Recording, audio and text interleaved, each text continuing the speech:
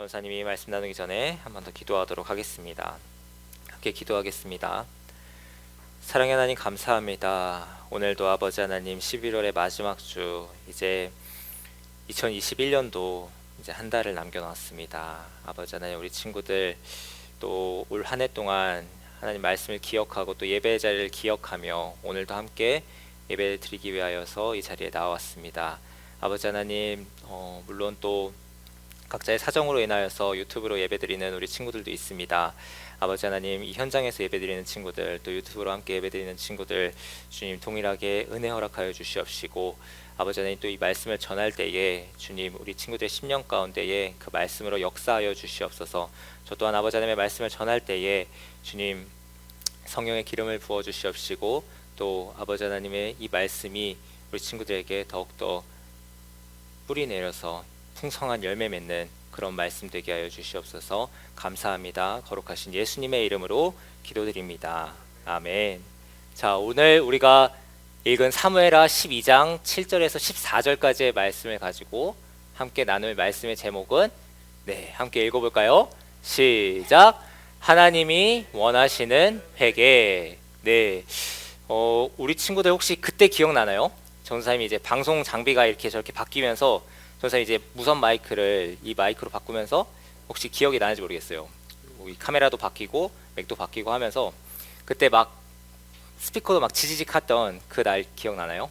네, 그랬던 날이 있었어요. 그 날에 전했던 말씀이 바로 이제 회개에 대한 말씀이에요. 그때 전했던 말씀, 그러니까 지금 전사님이 1년 동안 이제 돌아보면서 전사님이 우리 친구들에게 전했던 말씀들 중에서 가장 중요한 거, 전사님이 생각하기에 이 말씀만큼은 다른 말씀들보다도 더 중요하고 이 말씀만큼은 우리 친구들이 꼭 기억하면서 살아갔으면 좋겠다라고 하는 주제가 오늘 이 말씀의 주제와도 연관이 되어 있습니다. 자, 오늘 이 말씀을 설명하기 위해서는 이 나단 선지자가 다윗에게 와서 이제 책망하는 장면이 나오는데요. 이 장면을 이해하기 위해서는 그 앞의 상황들, 그리고 이 상황의 배경이 되는 그런 상황들에 대해서 다시 한번 좀 설명을, 모르는 친구들도 있으니까 한번 설명해 주려고 하는데요. 먼저 우리 친구들 혹시 이게 뭔지 알죠? CCTV죠. 우리가 CCTV를 이곳저곳에서 되게 많이 봐요. 혹시 오늘 교회 오면서 CCTV 본 거 기억나는 사람 있어요? 맞아요. 엘리베이터에도 있고, 맞아, 아이스크림 할인점에도 있고, 또 그리고 우리가 얼굴 찍고 오면은 그것도 남는, 기록이 남는 역할을 해요. 우리가 보면은 여기 올라오는 로비에도 CCTV가 있고, 엘리베이터에도 이쪽에 보면은 CCTV가 있어요. 그리고 우리 아파트에도 CCTV가 있고, 집에도 CCTV가 있고, 거리에도 다 CCTV가 있어요. 그렇게 우리는 도로에서도 건물에서도 우리 교회에서도 다 볼 수 있는 그런 CCTV가 있고, 또 쓰레기 버리지 말라고 있는 그런 감시 카메라도 있어요. 그리고 우리나라에 그래서 CCTV가 도대체 얼마나 많이 설치되어 있을까 전사님이 궁금해서 한번 봤는데 얼마 정도 될 것 같아요? 몇 대나 될 것 같아요? 뭐 100만 대? 200만 대? 9천만 대. 전 세계 합하면은 그 정도 될 수도 있을 것 같아요. 근데 알아보니까 한 400에서 500만 대 정도가 우리나라에 설치가 되어 있대요. 생각보다 적죠. 근데 이거를 산이랑 이런 것들 좀 제하고 도시랑 이런 데 좀 집중돼 있다고 생각하면은 엄청 많이 설치되어 있는 거죠. 자, 중요한 거는 그러면은 우리가 걸어가면서 CCTV에 우리의 모습이 찍히지 않을까요? 찍히겠죠. 몇 번이나 찍히는지 알아요? 이것도 조사한 게 있더라고요. 몇 번? 200번까지는 아니에요. 보니까 80번 넘게 CCTV에 찍힌다고 해요. 하루 동안에 걸어 다니면서. 근데 우리가 이 CCTV가 다 최대한 사각지대가 없게 하려고 다 찍고 있는데 이 CCTV만으로도 이 모든 걸 다 알고 모든 걸 다 파악할 수 있을까요? 그랬으면 범인을 다 잡았겠죠. 범인이 숨을 수가 없겠죠. 해결되지 않는 문제나 사건은 없겠죠. 그렇지만 다 포착하고 알 수가 없어요. 그렇기 때문에 해결되지 않는 문제들도 있고, 아무리 많이 설치되어 있고 사각지대를 잡으려고 해도 범죄나 문제들이 일어나서 뉴스에 나오기도 해요. 왜 전도사님이 이 CCTV의 이야기를 했냐? 우리가 CCTV로 아무리 사람들이 다 감시하고 지켜보고 안전을 지키려고 해도 한계가 있어요. 하지만 우리를 24시간 우리의 생각까지도 다 다 지켜보시는 분이 있죠. 그게 바로 하나님이에요. 하나님께서는 우리의 모든 생각을 아시고 일거수일투족을 다 지켜보고 계시고 나보다도 나를 더 잘 아시는 분이에요. 근데 그런 분이 우리가 착한 일을 행하는 것, 우리가 선을 행하는 것, 악을 행하는 것, 우리가 말을 할 때 거짓말하는 것 모르실까요? 다 아시는 분이에요. 그래서 이것을 기억하면서 나단 선지자가 다윗에게 책망한 사건, 오늘 이 말씀을 이해할 수가 있어요. 하나님께서 만약에 죄를 지을 때마다 백성들을 다 심판하셨다면은 이스라엘 백성들은 살아남을 수 있었을까요? 없었겠죠. 오늘 권다리 선생님께서 찬양하시면서 오늘 말씀에 대해서 또 한 주 동안 묵상했던 그 말씀에 대해서 우리 친구들에게 소개해 주셨어요. 마라의 쓴물. 그 마라의 쓴물까지 가기 전에 이스라엘 백성들이 툭하면은 불평하고 툭하면은 아 이거 안 돼요 저거 안 돼요. 출애굽할 때만 봐도 그래요. 출애굽할 때 와서 딱 홍해 앞에 왔는데 앞에는 홍해가 가로막고 있고 뒤에는 이집트의 엄청난 군대와 기병과 마병들이 다 왔어요. 진퇴양난의 상황 가운데에서 이스라엘 백성들은 어떻게 했죠? 하나님을 믿고 우리 다 할 수 있어, 이길 수 있어 이랬나요? 원망했어요. 맞아요. 이스라엘 백성들은 왜 우리를 저 이집트에서 맛있는 거, 향신료, 부추 그런 향신료 먹을 것들 다 있는데 거기가 그렇게 풍요하고 다 우리에게는 좋은 환경인데 물론 우리가 힘들게 노예 생활하는 건 있어. 하지만 왜 우리를 굳이 이렇게까지 와서 다 죽게 하는 거야? 라고 하면서 모세와 하나님을 불평하고 원망했어요. 그뿐이에요? 물을 먹으려고 하는데 물이 쓴물이 있으니까 또 원망하죠. 물이 없으니까 또 원망하죠. 하나님의 대언자로서 그들의 리더였던 지도자였던 모세가 하나님을 만나기 위해서 시내산에 올라갔을 때 그가 없자 그의 형 아론에게 얘기해서 뭘 했죠? 우상을 만들었어요. 우상을 만들어서 우상 숭배까지 했어요. 그런데도 하나님께서는 그들을 책망하시고 물론 징계하시기도 했지만 전체를 진멸하진 않으셨어요. 전체를 다 죽이진 않으셨어요. 하나님께서는 참으시고 계속해서 참으셔서 그 약속의 땅 가나안으로까지 인도하셨어요. 당장에 이 다윗 바로 앞에 있는 사울 왕만 봐도 그래요. 사울 왕이 왕이 되자마자 한 장도 안 지나서 한 장 딱 지나서 하나님 앞에 거짓하고 범죄해서 하나님께서는 그를 왕에서 패하시고 그를 버리시겠다고 말씀하셨어요. 우리 영상 예배 때도 전사님이 여러 가지 만화책을 통해서도 또 소개해 줬었던 거 기억나죠? 자, 우리가 지금까지 이제 지난주에는 우리가 신명기의 말씀을 가지고서 추수감사절로 나눴어요. 그 전까지 우리가 계속해서 다윗의 생애에 대해서 말씀을 나누고 있어요. 지금까지 우리가 살펴봤던 다윗은 흠도 없고 사울하고는 대조되게 내가 원하는 것, 내가 바랬던 것, 내 모든 고난과 나를 힘들게 했던 사람들이 다 사라졌어요. 하나님께서 나에게 엄청난 축복을 주셨어요. 내 인생이 이제는 탄탄대로가 돼서 잘 풀려요. 그랬을 때 다윗은 사울과는 다르게 하나님을 위해서 하나님을 기억하고 하나님을 위해 성전을 짓겠다고 고백했고 하나님께 헌신하겠다고 얘기했던 사람이었어요.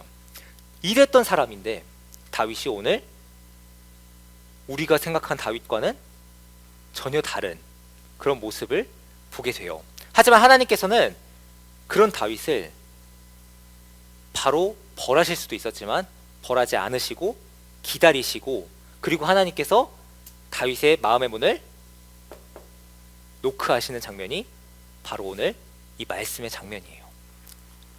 자, 이 다윗 우리가 지난주까지 살펴봤던 다윗의 모습은 어땠죠? 완벽했어요. 부족함이 없어요. 그 누구보다도 다윗보다도 더 하나님을 섬길 만한 사람이 없는 것 같아요. 모세도 하나님 잘 섬겼죠. 그런데 하나님의 명령을 불순종하고 반석을 2번 치고 막 이스라엘 백성들에게 다혈질적으로 책망하고 막 그랬던 사람이에요. 모세도 우리가 봤을 때는 정말 대단한 사람이고 정말 흠이 없는 사람 같지만 하나님의 시선에서 봤을 때 그리고 객관적으로 바라봤을 때 모세도 흠이 있는 사람이었어요. 그런데 다윗은 지금까지는 흠이 없는 사람이었어요. 우리가 봤을 때 다윗만큼 우리가 지금 전우사님이 이제 종종 서점에 가는데요. 서점에 보니까 기독교인이 아닌 사람들, 교회를 다니지 않는 사람들도 다윗은 다 알고 있어요. 베스트셀러에 보니까 다윗의 리더십 이렇게 해서 요즘 쫙 여기 가장 판매 많이 되고 가장 사람들이 주목하는 책에 다윗의 리더십에 대해서 책이 딱 진열이 되어 있더라고요. 전사님도 그 책 나오자마자 바로 사서 다 읽어봤었는데요. 참 재밌어요. 사람들도 교회를 다니지는 않지만 다윗에 대해서는 정말 그 다윗 리더십 있고 정말 멋있는 왕이야. 와, 진짜 이런 왕이 요즘 이런 시대에도, 요즘 이 시대에도 다윗 같은 왕이 있으면 좋겠다 하면서 외국에서도 그리고 우리나라에서도 정말 주목받는 그런 사람이 바로 다윗이에요. 다윗은 전사님이 지금까지 소개해줬던 것처럼 정말 하나님을 사랑했던 사람이고 하나님께 정말 최선의 것, 최고의 것을 드리기 위해서 노력했던 사람이었던 것은 사실이에요. 하지만 그 다윗이 한 사건으로 인해서 무너지고 넘어지는 일이 발생합니다. 자, 이 계명을 나누기 전에 지금 우리가 예전에 십계명에 대해서 하나님께서 말씀을 주시면서 어떻게 우리가 살아가야 하는지에 대해서, 어떻게 하나님의 뜻대로 살아갈 수 있는지에 대해서 말씀을 나누면서 6계명과 7계명에 대해서 말씀을 나눴어요. 자, 살인하지 말라, 간음하지 말라. 하나님께서 이 말씀, 두 가지 말씀을 주셨다는 것을 기억하면서 오늘 말씀을 이해할 수 있을 것 같은데요. 자, 친구들, 이 지금 장면이 어떤 장면인 것 같아요? 다윗이 한 여인을 보고 있어요. 다윗이 지금 다윗 왕의 왕궁에 올라가 있는 상황인데요. 다윗 왕의 왕궁은 가장 높은 왕궁이고 그 옥상에 내려가서 예루살렘을 쫙 보면은 다 보이겠죠. 그런데 다윗이 그 자리에 올라가면서 야, 하나님께서 나에게 주신 이 왕국 정말 멋있다 하면서 이런 마음을 가지고서 딱 올라가서 봤어요. 그랬는데 우연찮게 한 여인을, 그리고 한 여인이 지금 목욕하고 있는 장면을 목격하게 됐어요. 자, 만약에 지금 이 장면을 봤어요. 그러면은 저와 우리 친구들은 어떻게 행동해야 될까요? 맞아요. 와 하고서 어떻게 하면서 우리 친구들이 하나님의 자녀로서 딱 하나님이 기뻐하시는 행동을 한다면은 이렇게 행동해야 돼요. 뭐야? 아이고 어떡해. 아니야, 저 보면 안 되지. 머릿속에 빨리 지워야 돼요. 내 머릿속에 지우게 하면서 막 지워야 돼요. 아니, 안 돼, 보면 안 돼 하면서.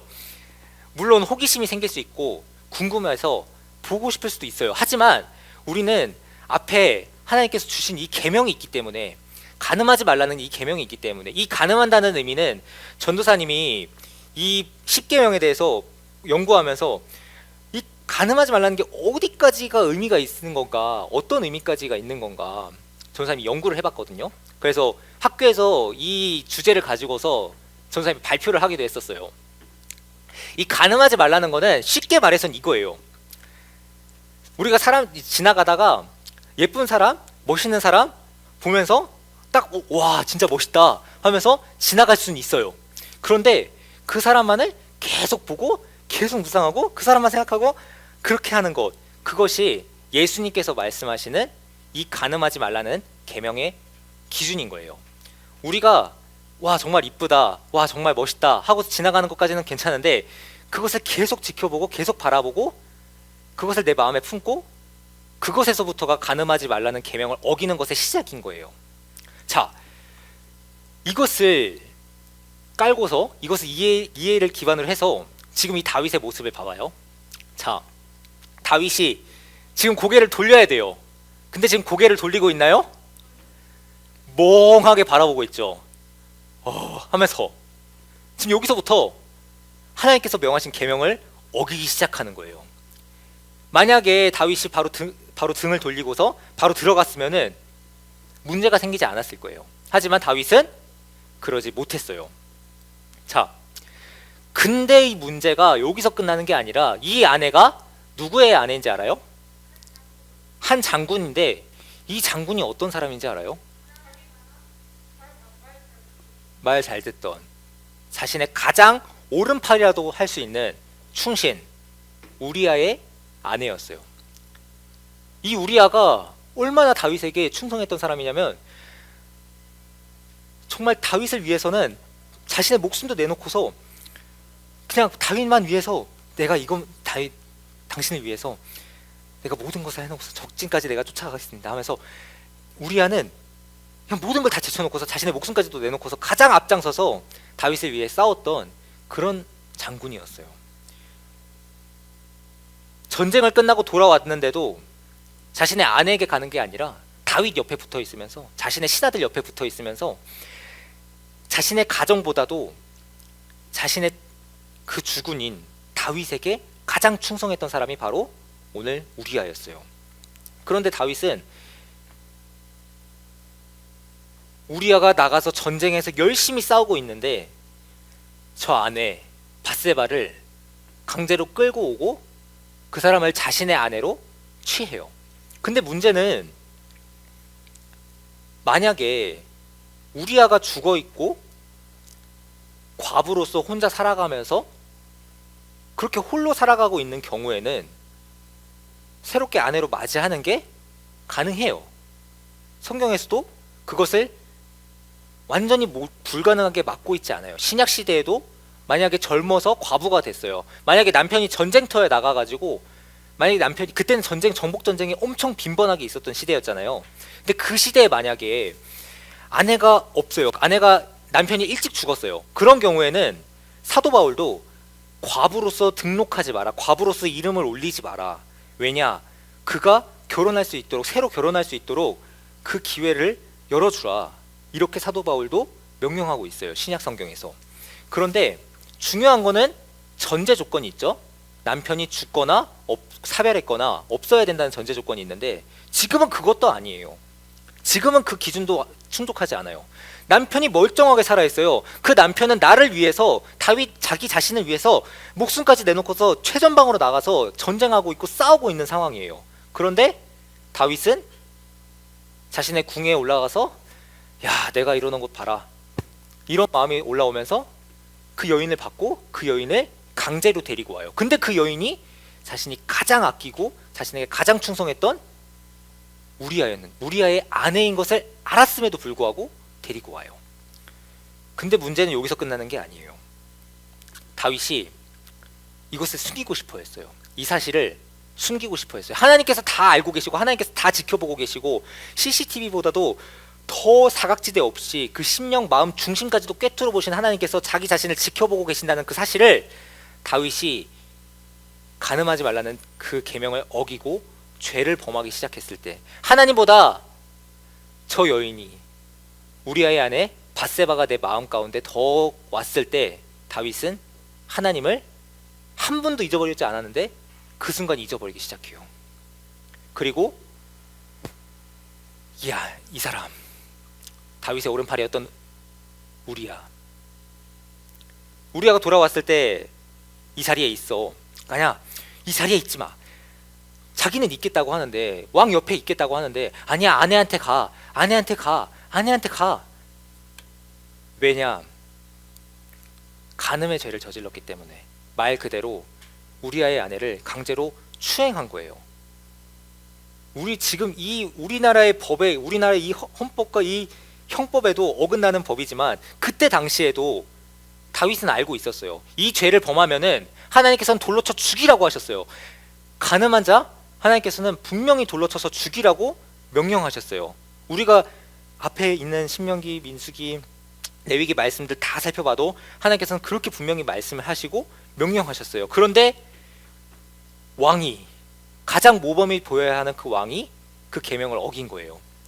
그리고 나서는 그걸 덮으려고 빨리 너희 아내한테 가 하면서 우리아를 보내려고 했고 그것을 명령을 지키고 순종하지 않자 그 우리아를 가장 앞에 최전방 군대 앞에서도 여기 가면 무조건 죽을 수밖에 없어. 누가 가든 무조건 죽을 수밖에 없는 그런 자리에 우리아를 몰래 서신을 보내가지고 죽이기 위해서 서신을 보내서 결국에는 우리아는 다윗의 말이라면은 자기네 목숨까지도 버려두고서 따랐기 때문에 우리아는 가서 순종했고 결국에는 전쟁터에서 가장 처음으로 죽음을 맞이하고 죽게 돼요.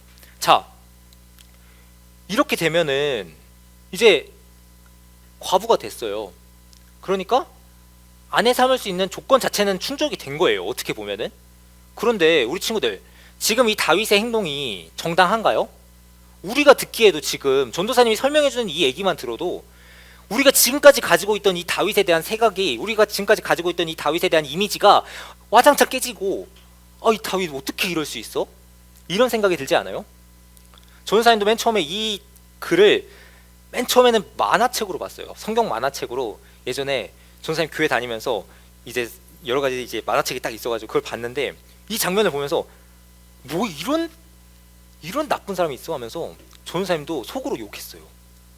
그런데 중요한 거는, 오늘 이 말씀이 우리에게 얘기해주고 싶은 거는, 야, 이렇게 다윗같이 엄청나게 위대한 사람도 넘어지고 죄를 짓고 사울처럼 비슷하게, 사실 사울과 마찬가지죠. 어떻게 보면은 하나님 앞에 거짓하고 계명을 어기고, 살인하지 말라, 간음하지 말라는 10계명의 그 두 가지 계명도 완전히 어겨버리고, 거짓하지 말라, 내 이웃에 대해서 거짓 증거하지 말라는 그 계명까지도 완전히 어겨버린 거예요.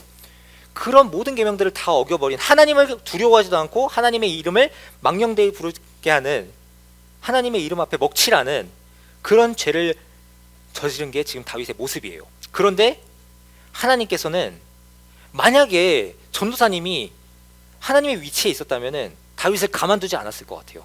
다윗 바로 그 죄 짓자마자 죽였을 것 같아요. 바로 번개를 치던, 아니면은 어떻게 했든지 간에 징계했을 것 같아요. 그런데 하나님께서는 다윗에게 시간을 주셨어요. 다윗을 바로 찾아오지 않으셨어요. 그리고 다윗을 기다리셨어요. 하나님께서는 이 죄를 지은 다윗을 위해서 한 선지자를 보내세요. 오늘 우리가 함께 읽은 어떤 선지자죠? 네, 나단 선지자. 나단 선지자를 다윗에게 보내세요. 그리고 다윗에게 이렇게 얘기해요. 자, 우리 친구들도 한번 이걸 한번, 이 지금 다윗하고 나단하고 얘기한다고 생각하면서 한번 들어봐봐요. 이렇게 얘기하는 거예요. 왕이시여, 잘 지내고 계셨습니까?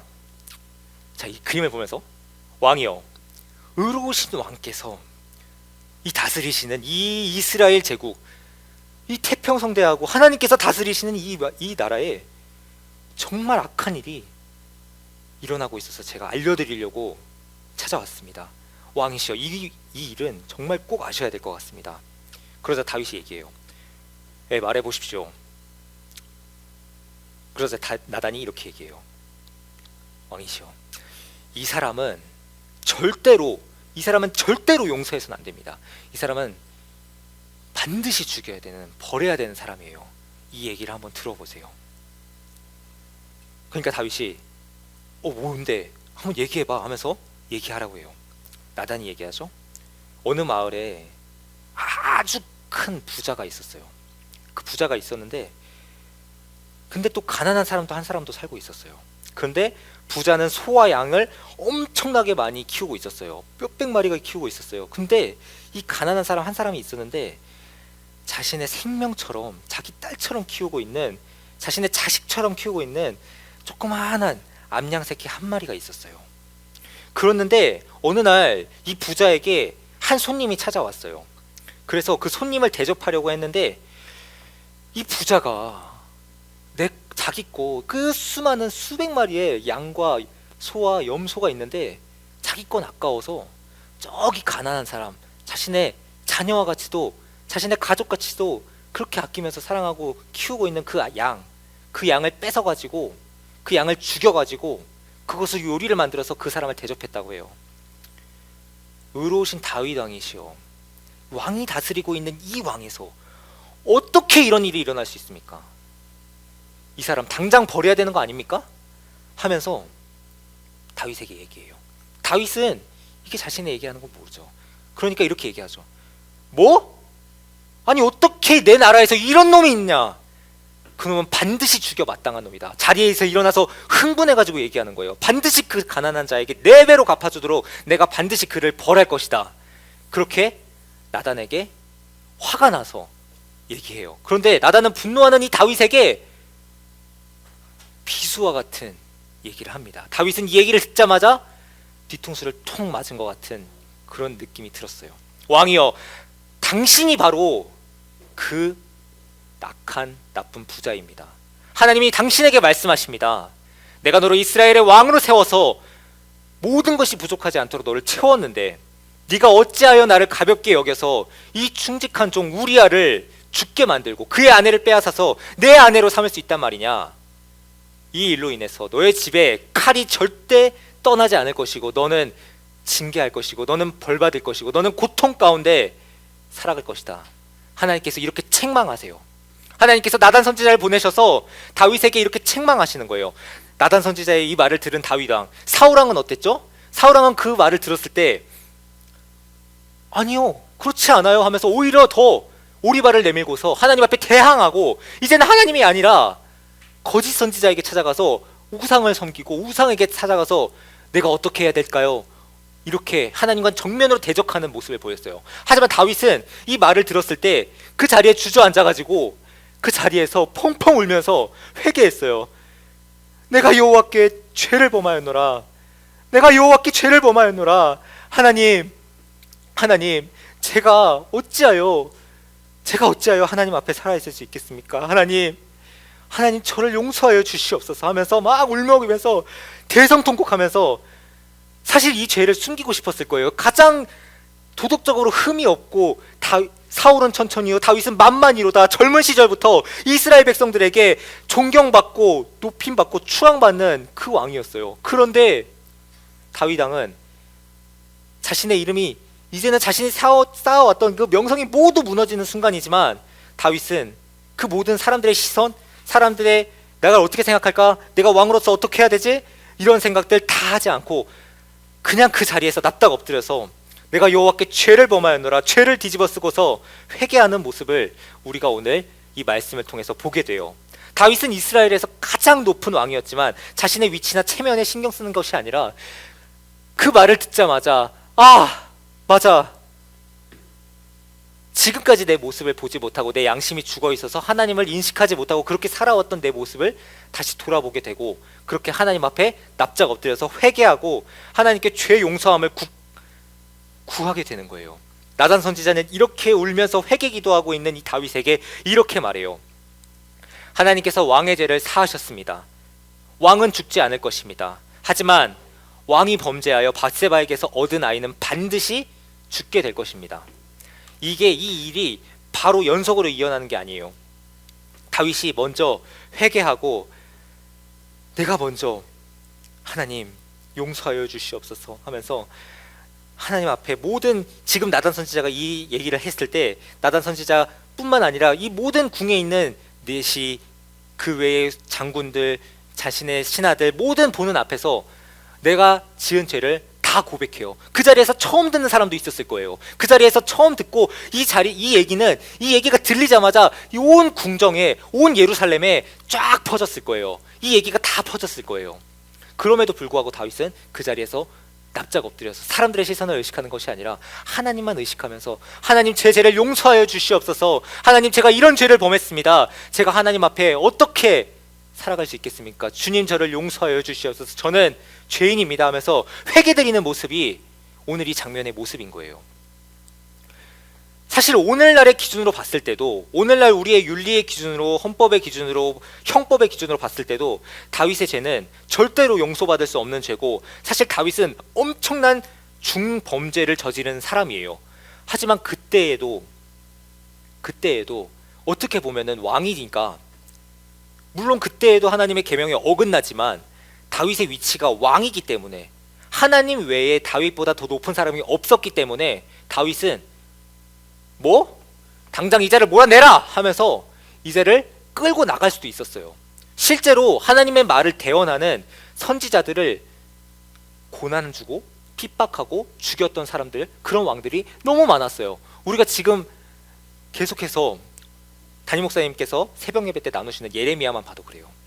예레미야 선지자도 수십 년 동안 40년에 가까운 세월 동안 계속해서 여러분 회개해야 합니다. 여러분 죄 있습니다. 하나님께서는 이런 죄를 기뻐하지 않으십니다. 반드시 징계하시고 벌하실 겁니다. 이렇게 책망을 예고했을 때 근데 그 얘기를 들었던 이스라엘 백성들과 유다 백성들은 그리고 그 왕들은 예레미야를 예레미야를 채찍질하고 예레미야를 그 감옥들에 가두고 그를 구덩이에 던지고 그랬어요.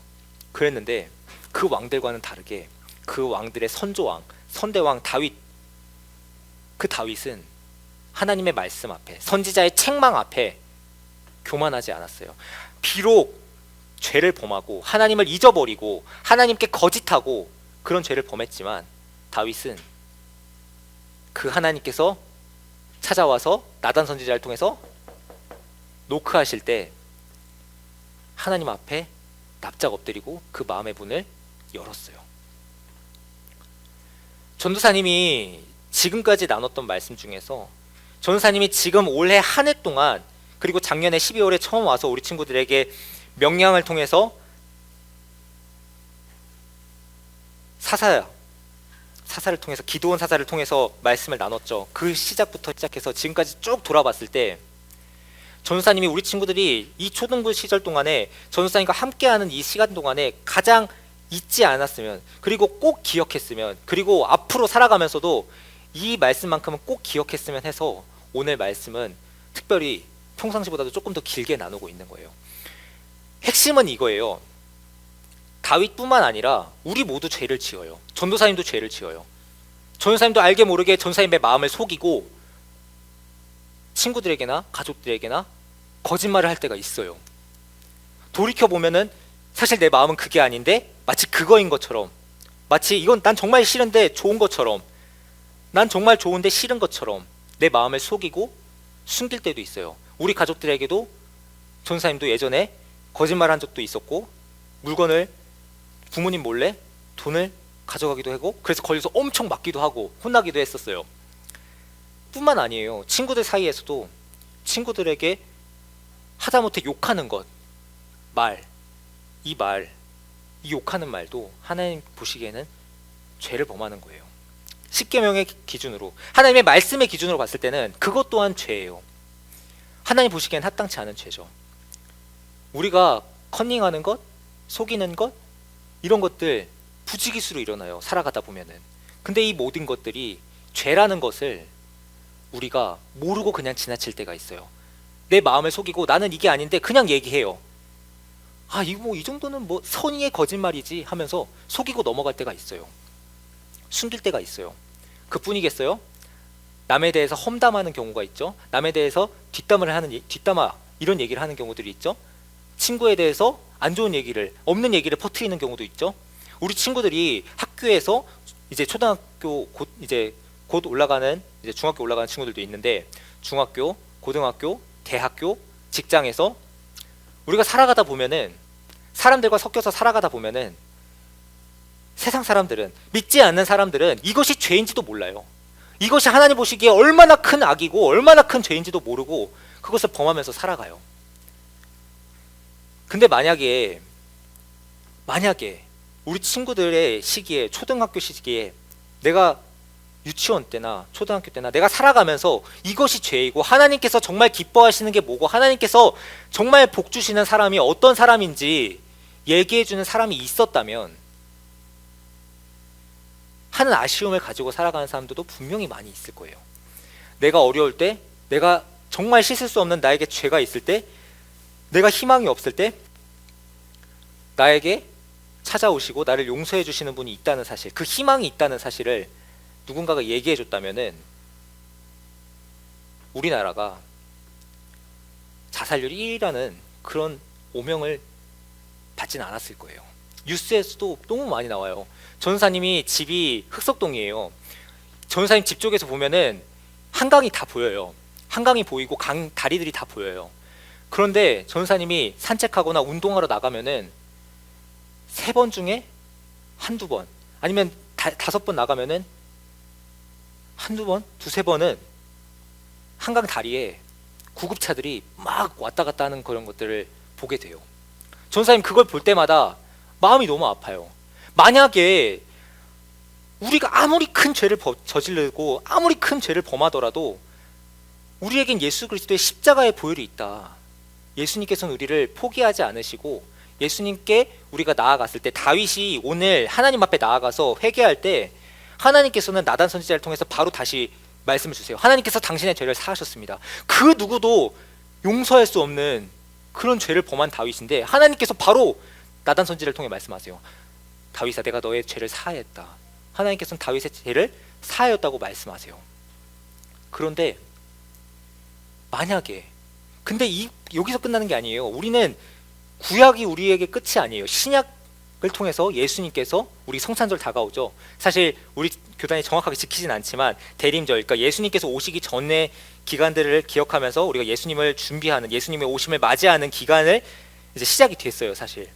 근데 이 기간 동안에 우리가 예수님이 오셨다는 사실, 예수님께서 우리의 주인이 되신다는 사실, 예수님께서 십자가에 달려서 못 박혀 돌아갔다는 사실, 이 사실이 우리에게 어떤 의미를 가지냐?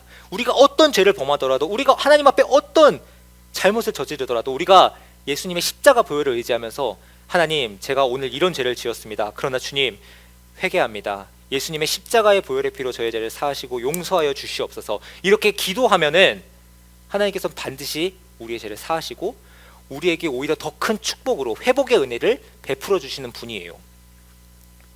이 사실을 만약에 그 사람들이 다 알았다라면, 우리에게 희망이 있고 하나님께서는 우리의 인생을 붙들어 가시고 그렇게 우리를 이끌어 가시는 분이라는 사실을 알았다면은 우리가 전사님이 그렇게 다리에 그런 모습들을 보지 않았을 것 같아요. 볼 때마다 마음이 너무 아파요. 볼 때마다 남일 같지가 않아요. 저는 우리 친구들이 올 한 해를 마무리하면서 이 말씀을 꼭 붙들고 갔으면 좋겠어요. 하나님께서는 우리가 죄를 짓고, 우리가 생각으로 짓고 입술로 짓고 행동으로 죄를 지을 수 있어요. 우리가 연약하기 때문에, 부족하기 때문에. 하나님께서 다 아셔요. 그럼에도 불구하고 우리에게 자유의지를 주셨어요. 왜 우리에게 우리가 하고 싶은 대로 할 수 있도록 허락해 주셨냐? 우리가 그럼에도 불구하고 하나님께 더 가까이 나아가고 하나님께 찾아가기를 원하시기 때문에 우리에게 그렇게 허락하신 거예요. 말씀을 정리할게요. 하나님께서는 지금도, 지금 이 순간도 우리 친구 한 친구의 마음을 CCTV와 같이 지켜보고 계세요. 하나님께서는 우리가 지금도 하나님께로 돌아오기를 원하세요. 하나님께 나의 부족한 점, 하나님과 나의 사이를 가로막고 있는 죄의 담을 허물길 원하세요. 저는 우리 친구들이 이 말씀을 기억하면서 내가 지은 죄가 있다면은 하나님께 나아가서 주님, 제가 이런 죄를 지었습니다. 예수님의 십자가의 보혈로 용서하여 주세요. 이렇게 회개드리면서 하나님께서 그럴 때 우리 마음에 평안을 주시고 우리 마음에 진정한 평안과 기쁨을 주시는 분이에요. 이 사실을 기억하면서 살아가는 저와 우리 최강초등부 친구들이 되었으면 좋겠습니다. 말씀을 정리하면은 우리가 아무리 죄를 짓고 아무리 부족하고 아무리 하나님 앞에 멀어지는 것 같고 하나님께서 나를 버리실 것 같고 난 이제 더 이상 사랑하지 않으시는 것 같아 라는 생각이 들지라도 그런 마음이 드는 것부터가 하나님께서 우리에게 찾아오셔서 마음에 노크하시는 거고, 우리가 그럴 때에 하나님께 기도하면서 하나님, 제가 하나님 보시기에 합당치 않게, 하나님 기쁘지 않게 이런 죄를 범했습니다. 친구에게 욕을 하고 친구를 모함하고 거짓하고 이런 죄들이 있었습니다. 주님 용서해 주세요. 이렇게 기도하는 것이 하나님께서 우리에게 회복하시는 첫 시작이고, 오늘 다윗이 하나님께 범죄하였지만 용서받았던 것처럼 우리에게 예수 그리스도의 십자가의 보혈이 있기 때문에 그것이 가능하다는 사실을 기억하면서 살아갔으면 좋겠습니다. 오늘 이 시간 이 말씀을 기억하면서 잠깐 기도했으면 좋겠어요. 짧은 시간 한 1분 정도만 기도할 건데요. 두 손을 우리 친구들 가슴 위에 올려놨으면 좋겠어요. 우리 친구들 전사님을 따라서 내 마음 위에 한번 올려놓고 기도했으면 좋겠어요. 우리가 전사님이 오늘 말씀을 통해서, 십계명을 통해서 무엇이 죄이고 무엇이 하나님께서 기뻐하시지 않는 일인지를 설명해주고 소개해줬어요. 한번 스스로를 한번 돌이켜봤으면 좋겠어요. 멀지 않아도 돼요. 어제의 삶, 엊그제의 삶, 이번 한 주간 내가 학교에 가서 우리 친구들과 같이 지내면서, 우리 가족들과 같이 지내면서 하나님 보시기에 기뻐하지 않으시는 모습들은 뭐가 있었을까? 한번 생각해 봤으면 좋겠어요. 친구를 미워하고 부모님을 미워하고 불평하고 거짓말하거나 내가 부모님 마음 아프게 하거나 이런저런 일들이 있을 거예요. 누군가가 너무 미운 일도 있을 거예요. 너무나도 억울하고 말하고 싶은데 말하지 못하는 일들도 있어요. 전사님도 그래요. 전사님도 말하고 싶지만 말하지 못하는 경우, 억울한 경우도 있고, 누군가 전사님에 대해서 안 좋게 얘기하거나 아니면 나에 대해서 험담을 하거나 아니면 내가 없는 얘기를 만들어서 하거나 누명을 쓴 적도 있었어요. 그럴 때 가면은 그 친구들을 용서하기가 너무 어려워요. 너무 미워요. 정말 용서가 안 되고 정말 어떻게 이럴 수 있나, 하나님께서도 어떻게 나한테 이러실 수 있나 하는 생각이 들 때가 있어요. 하지만 그때 우리가 광야를 지나는 것 같고 우리가 이 마라의 쓴물을 마셔야 되는 것, 이런 순간 같은 이 순간 가운데에서도 도대체 왜 나한테 이런 일이 일어나지? 이런 생각이 들지라도 하나님께서는 그 순간에 우리가 하나님께로 더 가까이 나아가고 하나님을 찾기를 원하세요. 저는 우리 친구들이 이 말씀을 기억하면서 정말 평생 이 말씀을 기억하면서 살아갔으면 좋겠어요. 전도사님이 가장 중요하게 생각하는 것도 이것이고, 앞으로 전도사님이 하나님의 말씀을 전할 때 가장 중심으로 전하고자 하는 이 말씀도 바로 이 오늘 회개에 대한 말씀이에요. 오늘 말씀을 기억하면서 잠깐 짧게, 큰 소리 내지 않아도 돼요. 작은 소리로 기도할 수 있으면 좋겠습니다. 사랑의 하나님 감사합니다.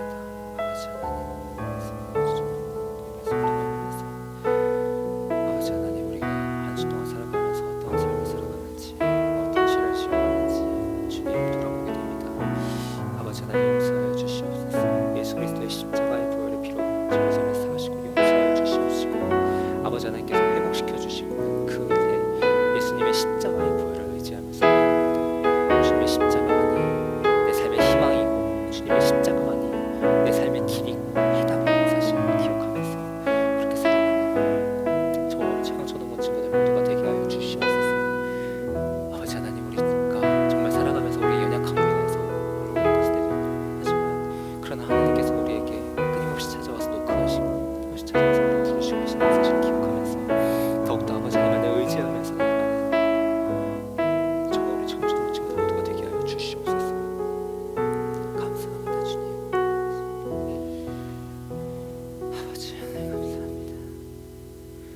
사랑의 하나님 감사합니다. 하나님, 오늘 다윗과 나단 선지자의 책망, 그리고 다윗의 범죄에도 불구하고 그를 포기하지 않으시고 그를 책망하시면서 그에게 돌아오라 말씀하시고, 그가 돌아왔을 때 회개했을 때 그에게 회복을 약속하시고, 물론 징계하시고 채찍하시지만 그럼에도 불구하고 그를 포기하지 않으시고 그를 세우셔서 예수 그리스도의 조상 다윗의 아들 예수여,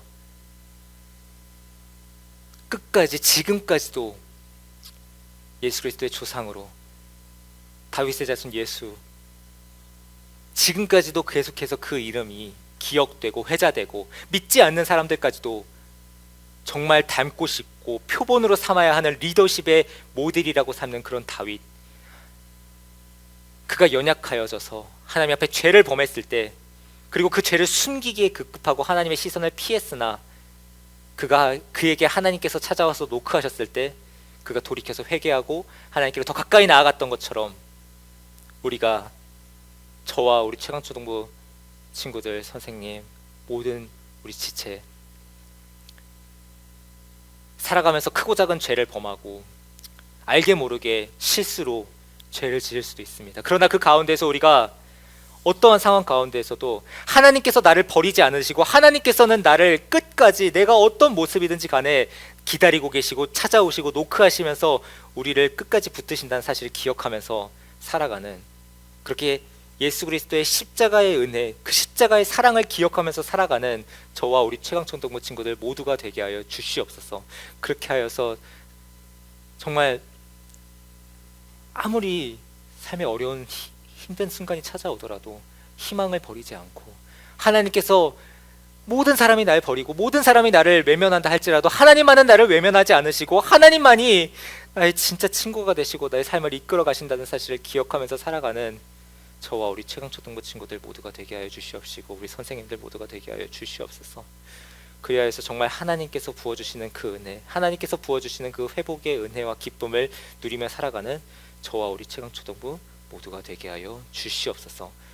아버지 하나님, 우리의 마음 가운데 찾아오시고 우리 마음 가운데 노크하실 때 우리가 그것을 세밀하게 캐치하고 감지하면서 하나님께로 더 가까이 나아가며 날마다 나와 함께 하시는 하나님을 경험하는 우리가 되게 하여 주시옵소서. 감사합니다. 거룩하신 예수님의 이름으로 기도드립니다. 아멘.